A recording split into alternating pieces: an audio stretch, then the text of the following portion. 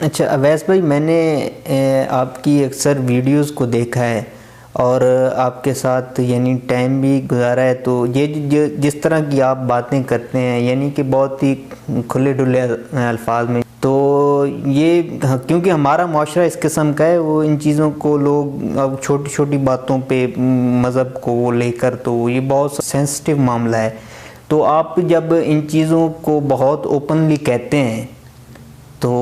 آپ کو کوئی ڈر خطرہ وغیرہ نہیں محسوس ہوتا کہ مجھے ہو سکتا ہے کہ کوئی نقصان پہنچا دے یا اللہ اللہ اللہ اللہ؟ جوانی میں ہم کہتے ہوتے تھے نا، اب تو جوانی ڈھل رہی ہے کہ حق بات کہے اور ڈٹ جائے، پھر چاہے گردن کٹ جائے۔ تو دیکھیں، اگر تو ہم سچ بول رہے ہیں نا، یعنی میں آپ کا سوال سمجھ رہا ہوں، آپ بات یہ کر رہے ہیں کہ میں امام المہدی کے ٹاپک کے اوپر بڑا کھل کے بولتا ہوں اور اپنی رائے کا اظہار کرتا ہوں کہ محمد قاسم بن عبد الکریم جو ہیں وہ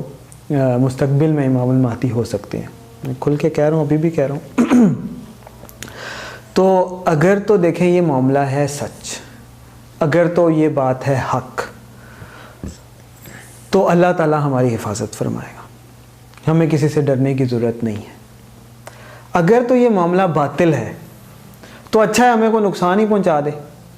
ہم اپنی غلطی کی سزا ادھر ہی بھگت کے چلے جائیں، بجائے اس کے کہ وہاں آخرت میں اللہ تعالیٰ کو ہم کیا منہ دکھائیں گے۔ تو اگر تو ہم حق پہ ہیں تو اللہ تعالیٰ ہماری مدد فرمائے، ہماری حفاظت کرے اور باقیوں کو بھی وہ حق کا راستہ دکھائے۔ لیکن اگر ہم گمراہی پہ ہیں تو اللہ تعالیٰ ہمیں بھی ہدایت دے اور اللہ تعالیٰ ہمیں اپنے شر سے سب سے پہلے محفوظ رکھے اور لوگوں کو ہمارے شر سے محفوظ رکھے۔ اور اس کی بنیادی وجہ کوئی اور نہیں ہے، میں تو محمد قاسم کو جانتا ہی نہیں تھا آج سے 3 سال پہلے تک، 3-3.5 سال پہلے تک۔ وہ تو میں ایسے ہی جیسے آپ لوگ یوٹیوب پہ دیکھ رہے ہیں، میں نے بھی یوٹیوب پہ دیکھا، اور بلکہ شروع میں مجھے لگا کہ یہ تو بڑا کوئی عجیب سی بات ہے، یہ کیسی بات کر رہے ہیں۔ لیکن پھر اللہ تعالیٰ نے میرا سینہ کھولا، مجھے یہ بات سمجھ آئی، اور پھر میں نے ریئلائز کیا کہ اصل میں یہ ہماری کم فہمی ہوتی ہے۔ میں اپنی بات کروں گا کہ میں تو کنویں کا مینڈک تھا، جو کچھ میں نے دیکھا تھا اس کو میں صحیح سمجھتا تھا، جو میری نظر سے باہر تھا اس کو میں غلط سمجھتا تھا۔ تو آپ صلی اللہ علیہ وسلم کی حدیث کا مفہوم ہے کہ